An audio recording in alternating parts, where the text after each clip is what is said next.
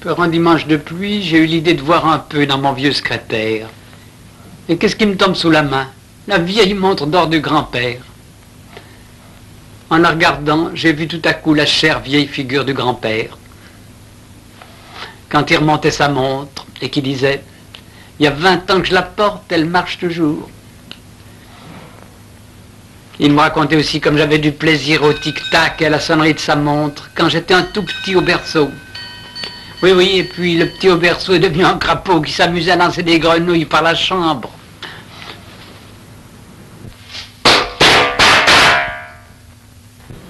Un vrai crapaud qu'il était devenu. Et qui des fois envoyait sa balle en plein dans une vitre. Alors, avec le grand-père, ça donnait du mauvais. Parce que lui, il a toujours été un peu raide, il faut le dire. Comme cette fois qu'il avait voulu m'enfermer au Galta. Marche, au Galta, hop, qu'il a dit. Il a tiré sa montre. 3 heures que tu vas y rester. Allez, file, jusqu'à 5 heures, hop. Moi, j'étais tout épaté. J'ai crié au grand-père. Hé, faudrait pas qu'elle s'arrête, ta montre. Ça a été mon salut. Quoi, faudrait pas qu'elle s'arrête, a-t-il répondu, le grand-père.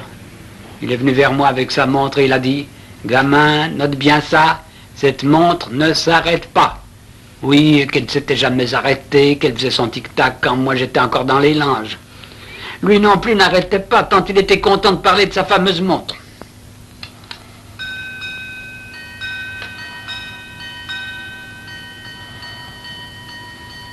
Plus question de m'enfermer, et depuis j'ai su comme il fallait le prendre, le grand-père. Le crapaud à culotte courte est devenu un crapaud en pantalon. Il a une bonne amie. Il se figure qu'il peut déjà fumer comme un homme. Et pour la première fois, il se permet de rentrer un peu tard. Le grand-père sort de sa chambre, sa montre en main, et me dit « Comment, tu rentres à 11h03 ? C'est un scandale, mon garçon !» Mais ça ne m'a pas fait grand effet. Elle avance ta montre, que je lui ai répliqué. Ça produit le même effet. Quoi, elle avance, a-t-il dit. Depuis que jamais ça lui était arrivé et qu'elle faisait déjà son tic-tac régulier, quand moi j'étais encore dans les langes, etc., etc.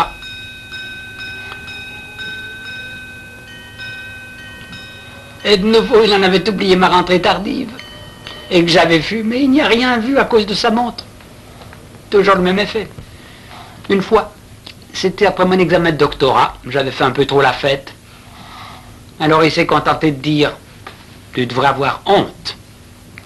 J'ai eu tout juste assez de présence d'esprit pour lui répliquer « Toi aussi, d'avoir une montre qui va faux ». Il a seulement dit qu'en tout cas elle marchait mieux que moi, et ma foi il n'avait pas tort. Et puis qu'elle faisait déjà son tic-tac quand j'étais encore dans les linges, et la suite. Et comme toujours, en parlant de sa montre, il en a oublié mes sottises. C'était un cher homme, le grand-père. Ça a été un triste jour quand mon père a dû enfermer la fameuse montre dans le secrétaire.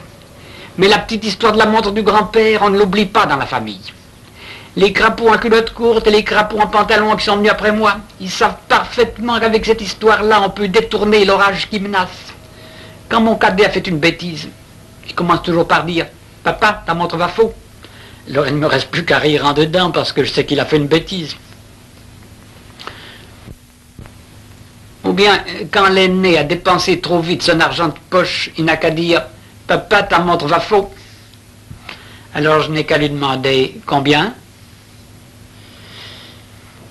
Moi, ce que j'ai hérité du grand-père, outre sa montre, c'est d'être fier de la mienne. Et elle a un aspect un peu différent, c'est sûr, mais elle marche exactement comme celle du grand-père. Et comme celle du grand-père, c'est une Tissot. Si celle du grand-père marche encore, regardez-moi ça si elle marche. Pour dire qu'elle a sûrement déjà dans les 80 pour le moins. Une Tissot comme ça, c'est un pur chef-d'œuvre, une chose qui dure. Et un autre aujourd'hui, quand on pense, elle est automatique. On n'a jamais à la remonter.